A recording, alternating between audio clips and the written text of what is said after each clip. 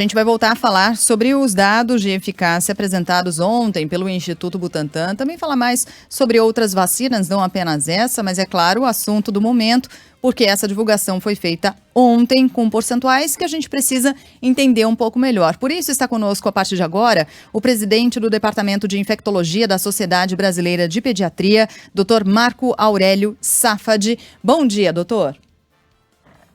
Bom dia Carla, bom dia Sheila, bom dia Ellen, bom dia a todos que nos acompanham. Dr. Safadi, inclusive, foi um dos médicos convidados a estarem lá durante essa apresentação, participou ali naquela apresentação, foram vários médicos, cientistas, todos renomados, os nomes mais respeitados da infectologia no Brasil, estiveram nesta apresentação, atestando eficácia e segurança dessa vacina e, claro, também com alguns médicos, cientistas indicando pontuando algumas críticas que são pertinentes, mas no geral, doutor, o que a gente pode dizer a respeito desse dado divulgado? É uma boa vacina, portanto a gente pode ficar otimista em relação ao aval da Anvisa, o que representa aí esse número de 50,38% de eficácia global e qual a diferença desse número para os outros que já tinham sido apresentados?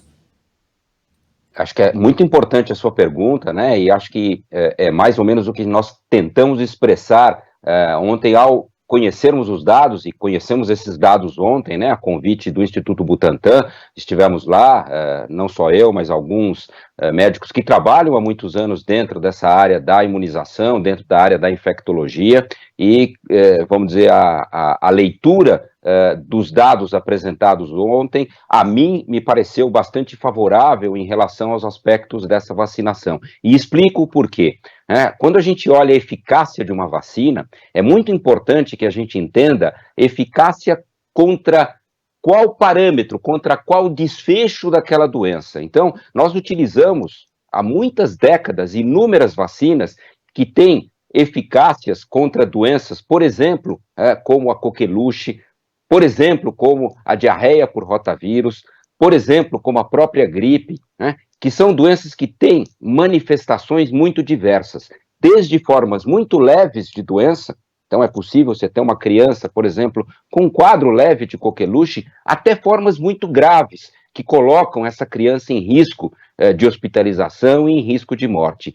E assim é com a Covid-19. Ela é uma doença que tem apresentações clínicas, ou seja, maneiras de se comportar muito diferentes, desde formas sem sintomas até formas extremamente graves. Então, quando a gente olha a eficácia contra uma doença como essa, nós temos que compreender eficácia contra qual desses parâmetros estamos nos referindo.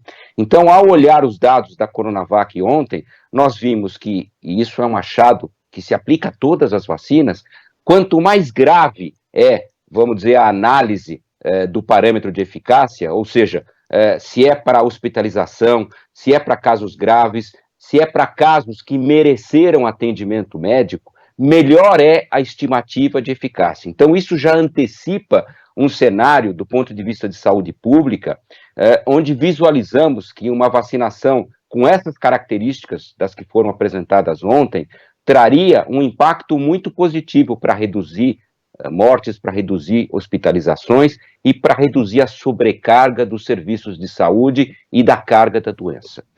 Quando a gente olha, e isso é importante compreender, a tal eficácia de 50%, ela se referiu à eficácia contra todas as formas de Covid-19 que foram incluídas nesse estudo. E uma análise mais aprofundada desse estudo me mostrou que o estudo da Coronavac é aquele que tem o critério de inclusão de caso mais abrangente. Eu não sei se eu fui claro, mas eu vou tentar explicar o que eu quero dizer aqui. Bastava um único sintoma nesses voluntários que receberam a vacina para que eles fossem testados para a Covid-19. Algo que outros estudos não tinham da mesma forma.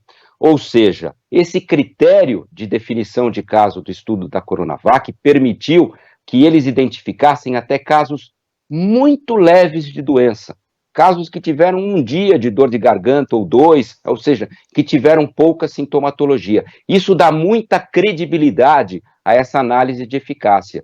Se eventualmente usássemos, né, nessa análise de eficácia global, os mesmos critérios que foram utilizados em outros estudos, provavelmente chegaríamos a números diferentes desses 50% e teriam números maiores, mais próximos àqueles que foram observados. Então, um primeiro ponto que me parece importante esclarecer nessa nossa conversa é que sim, os dados me pareceram muito positivos no sentido de antecipar um impacto na redução da carga dessa doença e a gente tem que ter cuidado na hora de comparar esses números, porque eles não são absolutamente comparáveis, porque os estudos foram feitos de forma diferente. Doutor, a Carla quem está falando, vamos fazer um raciocínio aqui, talvez primário, mas para que fique muito claro para quem está acompanhando a entrevista, sobre o que esses números significam na prática. Vamos colocar um grupo de 100 pessoas. Se elas tiverem contato direto com o coronavírus, a chance de pegar é de 100%. A pessoa que tem... É um vírus que se transmite de forma muito rápida e ele é muito transmissível. Então, desse grupo de 100 pessoas, se elas receberem a vacina, a chance de contaminação é de 50%. Cai do 100% para o 50%. Dessas 50% que se contaminarem, 78% não vão desenvolver condições graves, né? E das 50% que provavelmente podem pegar, 100% não serão internadas. O raciocínio é esse? O raciocínio é mais ou menos esse, mas a forma como você colocou merece alguns ajustes, né? Então, vamos lá. São rigorosos, né, esses critérios. Então, quando você cita, eu vou tentar me fazer claro. Então, não é que de cada 100 vacinados, só 50 que são expostos se contaminam. Isso chama-se infecção. Esse, por exemplo, é um parâmetro que não foi avaliado no estudo. O que eu quero dizer aqui? Você está dizendo, quando só 50 se contaminam, isso seria aqueles que tiveram infecção por si só, até mesmo sem sintomas. Esse não foi um parâmetro avaliado. Então, o que a gente pode dizer, para que fique mais claro, é que de cada 100, vamos dizer, vacinados e que se expuseram ao vírus, né, que entraram em contato e se infectaram, daqueles que desenvolveram a doença, ou seja, além de contaminados, porque vamos lembrar que muitos dos contaminados não desenvolvem sintoma algum, é o que a gente chama de assintomáticos, né? Mas aqueles que se infectaram e que desenvolveram sintomas, né? Esses sintomas só ocorreram em 50 deles.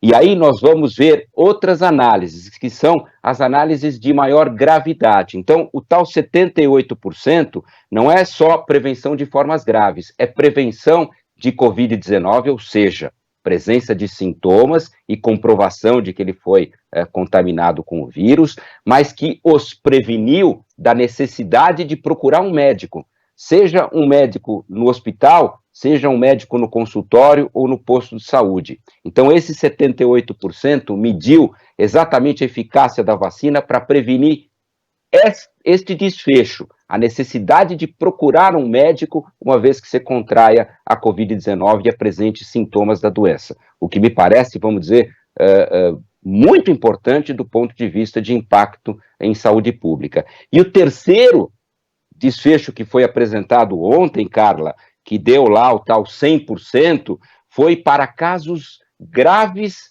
e hospitalizações. Então, é uma outra maneira de você olhar. Então, entre os grupos que receberam ou vacina ou placebo e foram acompanhados, foram profissionais da saúde, houve 7 casos graves e ou hospitalizados.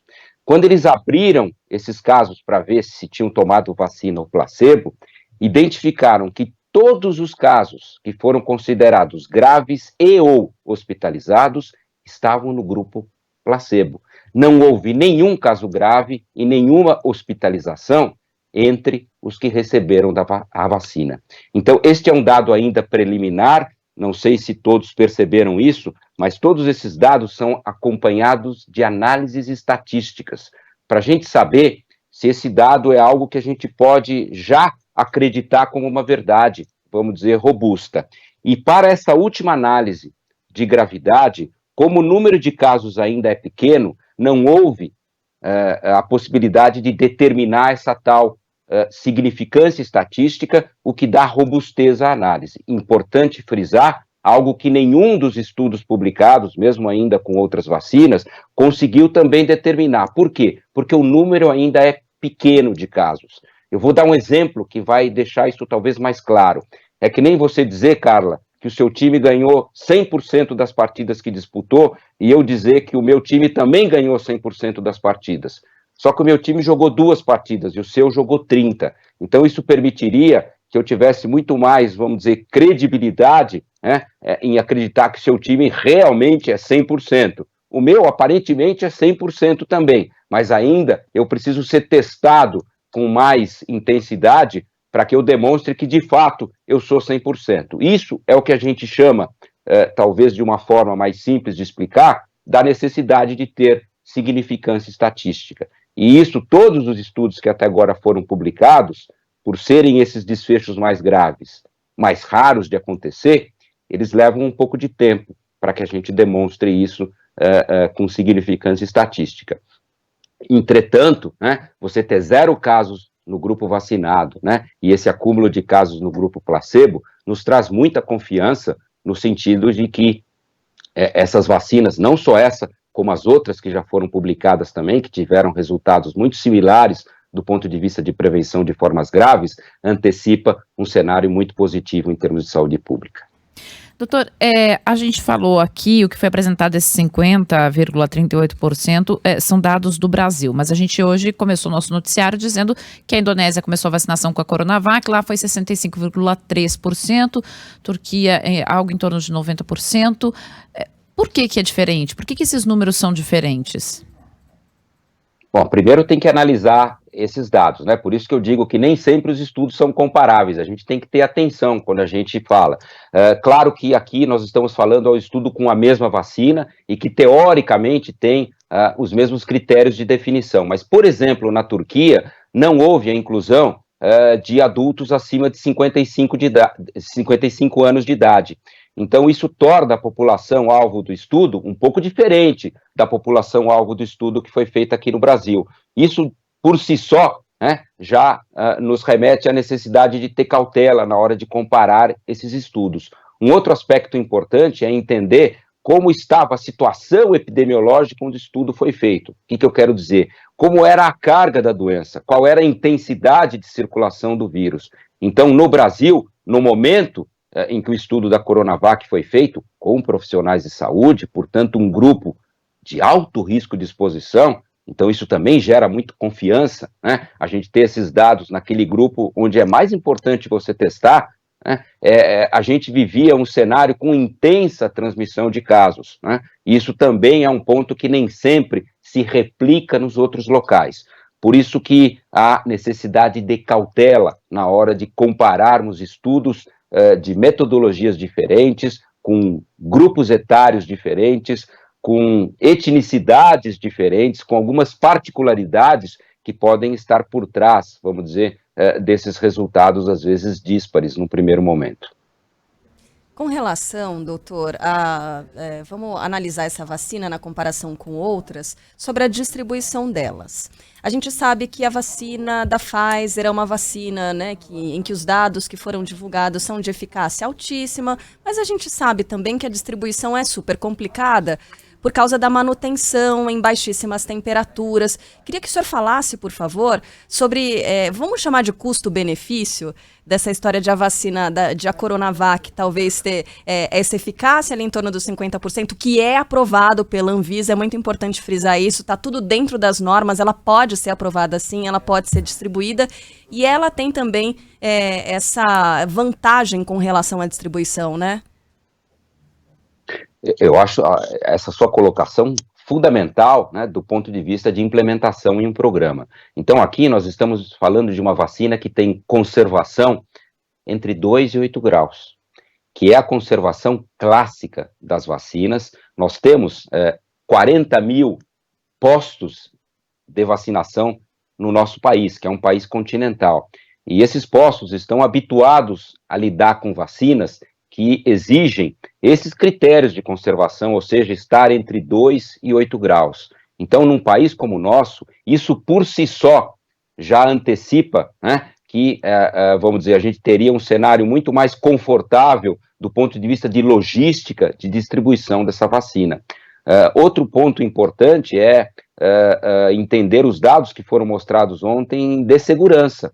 Então, os dados apresentados pelo Instituto Butantan mostraram uma vacina com um perfil, a gente chama de reatogenicidade, né, que é o termo que a gente usa para identificar como foi o comportamento da vacina naqueles que a receberam, do ponto de vista de evento adverso, etc., positivo. Não houve identificação de eventos adversos graves relacionados à vacinação, né? Então, o perfil de reatogenicidade, como eu disse, foi um perfil, vamos dizer, dentro das expectativas, similar ao de outras vacinas, o que também não antecipa, né, problemas e preocupações à luz das evidências atuais que foram apresentadas. Então, do ponto de vista de logística, sem dúvida alguma, o fato de ser uma vacina com possibilidade de conservação entre 2 a 8 graus facilita muito, né, que essa vacina chegue a quem importa, né?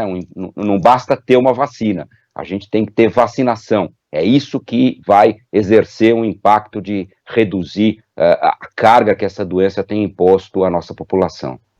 Doutor Safadi, quando a gente fala dessa eficácia global, né, a gente sempre fica buscando aqui nos dados das outras vacinas, muito embora o senhor corretamente aponte sempre que é muito difícil fazer comparações, porque há diferenças nos testes que foram realizados. Então, quando a gente olha aqui Pfizer, Moderna, Sputnik V, Sinopharm, a da AstraZeneca em parceria com a Universidade de Oxford, e essa que vai ser produzida pelo Brasil pela Fiocruz, e essa inclusive está em análise para uso emergencial nesse momento na Anvisa, até aqui não surgiu esse percentual em relação à eficácia global. O que há são informações sobre os testes realizados fora do Brasil. Por que isso aconteceu? Por que somente da Coronavac a gente tem até aqui informação a respeito da eficácia global? Não temos, por exemplo, esse dado em relação à vacina que vai ser produzida pela Fiocruz e, como eu disse, está nesse momento sendo avaliada pela Anvisa. Quer dizer, isso também importou lá fora, nos testes que foram realizados lá fora. Qual a sua leitura a respeito disso?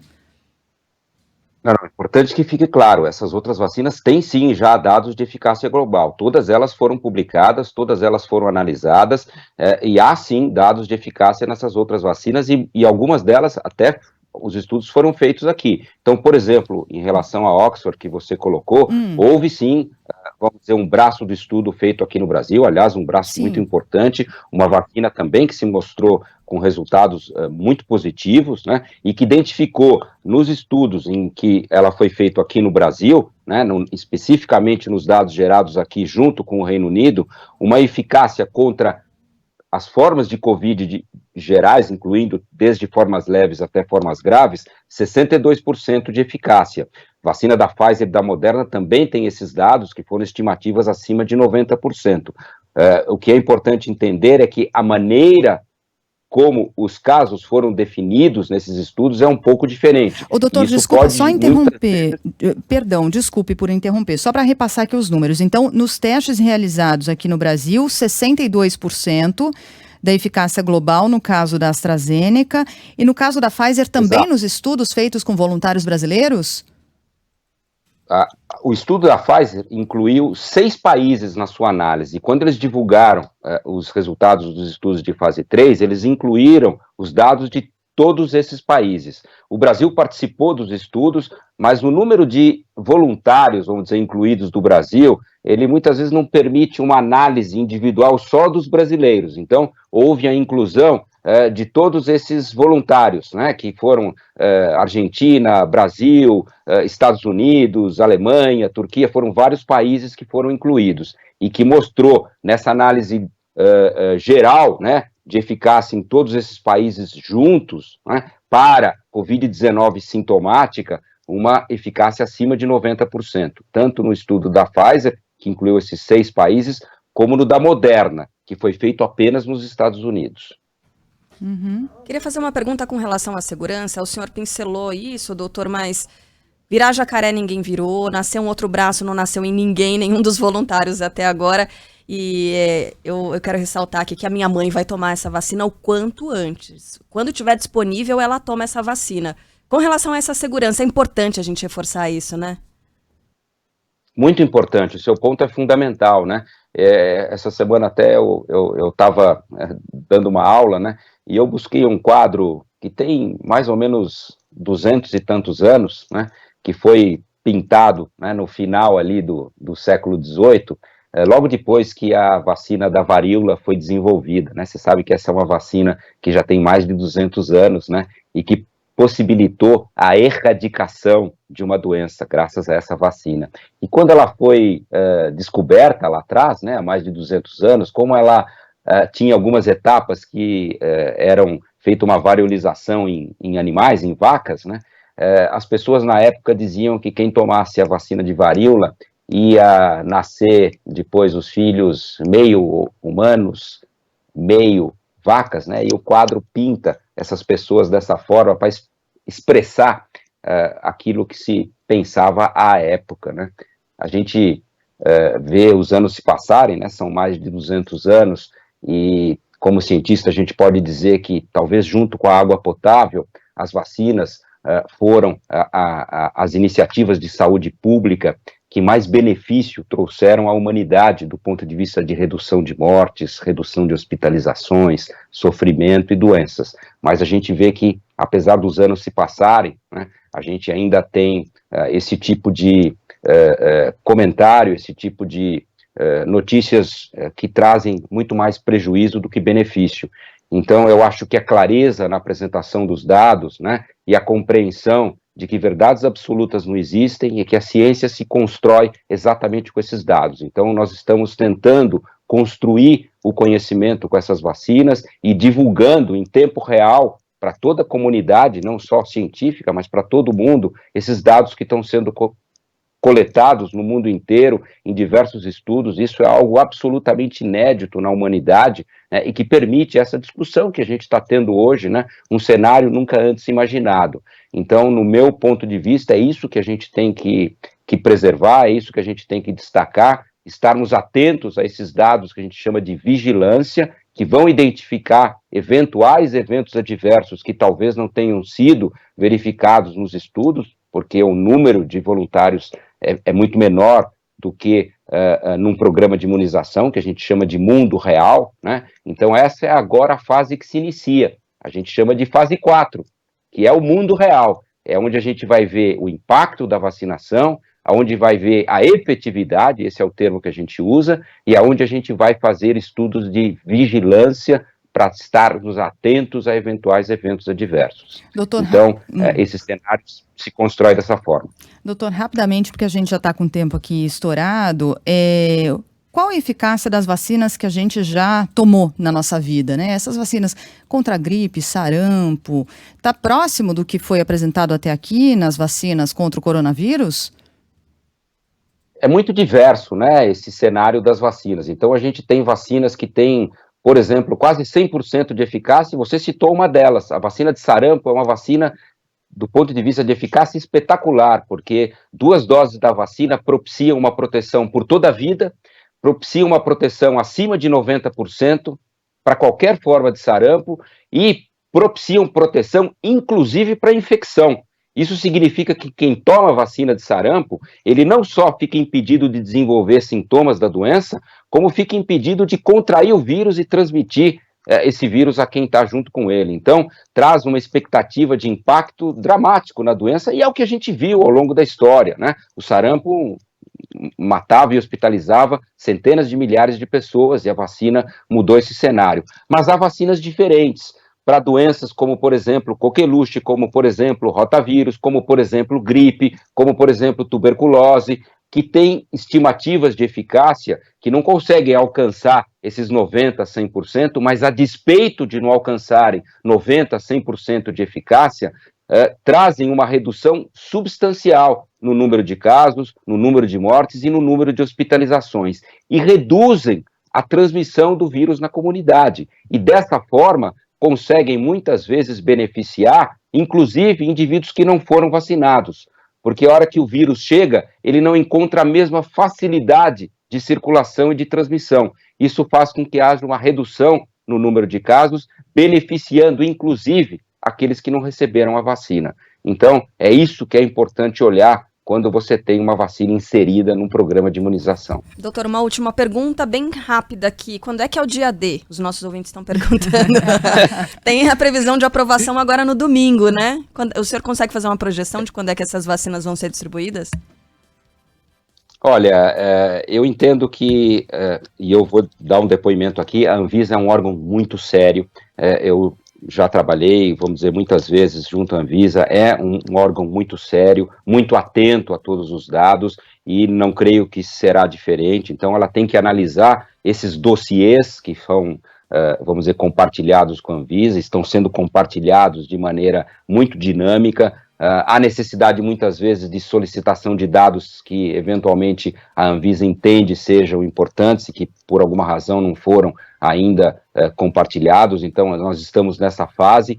Eu acredito que eles, vamos dizer, terão possibilidade de cumprir a promessa de ter uma resposta efetiva num prazo curto, e uma vez que essa resposta venha, já há doses da Coronavac aqui no país, né? Uma vez que esse licenciamento ocorra, a gente poderia, né, num cenário positivo, já iniciar a vacinação ainda no mês de janeiro, algo que a gente espera muito, né? Porque o tempo está passando, a gente está num cenário hoje de intensa transmissão do vírus aqui no nosso país, infelizmente, em clara ascensão, e lembrar que a vacinação vai demorar tempo para impactar nesse cenário, porque você tem que vacinar um número muito grande de pessoas para ter esse efeito. Então, quanto antes iniciarmos esses programas de vacinação, mais mortes temos condição de prevenir, mais hospitalização e mais sofrimento. Então, espero que o tal dia D, né,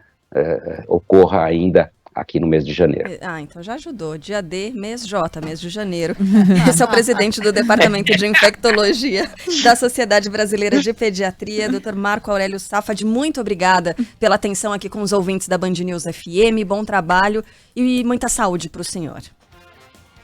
Muito obrigado, fiquem bem. Obrigada, bom dia.